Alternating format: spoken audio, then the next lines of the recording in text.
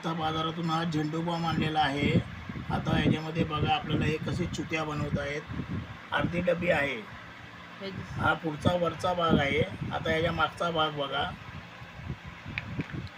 बघा हे कसे आहेत बघा. ह्या आतून खालच्या साईडून हा झोल यांचा बघा. हा झोल दाखवलेला आहे त्यांनी कसा आतमधून पोकळ केलेला आहे आणि त्याने आतमधून साच्यामधून म्हणजे बाम आपल्याला फक्त मोठा एवढाच भेटेल आणि पैसे घेतात 50 रुपये आपल्याकडून.